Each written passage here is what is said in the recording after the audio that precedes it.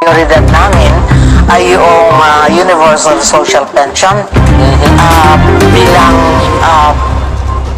kapalit po. We would like to replace the existing social pension for indigents.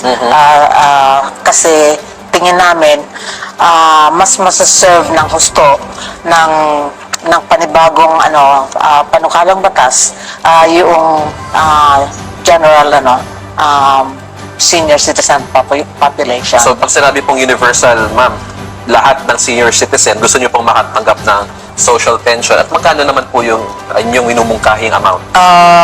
Actually, sa amin po, ang mungkahin namin was, we started with 2.5. Sana, per older person. Kasi, ang iniisip namin, adequate yun, yung 2.5, na pambili man lang ng maintenance ng gamot at saka yung kanilang magiging pagkain. Sa ngayon po, magkano yung social pension na natatanggap mula sa DSWD?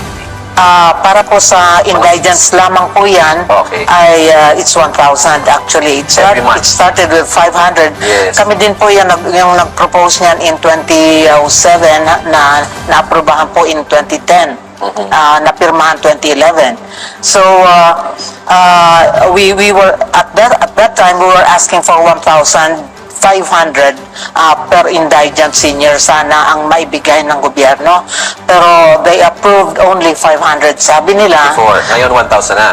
ngayon po, pero noon, kasi sabi namin, what can 500 pesos buy?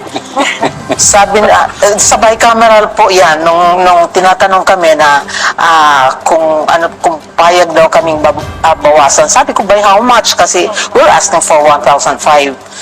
Sabi nila, bawasan natin ng 1,000. Di ba sabi, 500 lang ang matitira. Ano po? So sabi ko, what can 500 pesos Yes. buy?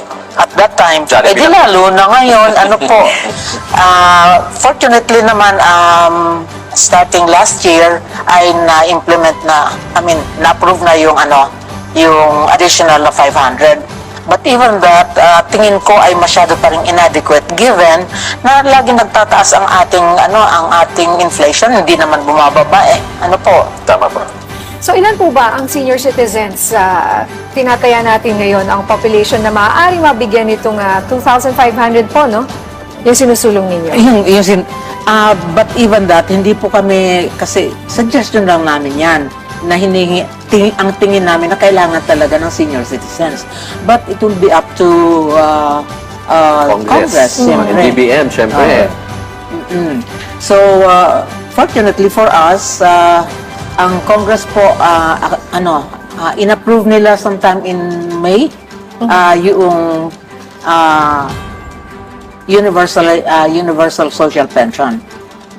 Okay sa kanila na mag-universalize, except na at sabi nila at that time ay wala pang pondo ang gobyerno. Ang sabi namin ay may pondo, pero siyempre depende yan sa prioritization ng gobyerno. We stand to be at the last Priority. Mga magkano po ba kaya ang kakailanganin? Meron ka ba dyan, partner? Well, kakailanganin na Kung sakaling amount. gusto nyo, how much funds do you need? Naku, madami yan. Ang sabi po kasi namin kung I think kasi we are not starting from zero. Okay. Meron ng actual na, 'di ba? Meron na yung existing na social pension. So kasama na 'yun, kasama sila. So part na ng funding Pandagdag na yun. po. So karagdagan na lang, I think yung something like 70 billion would be sufficient na pandagdag given na meron na ngayong 100, di ba?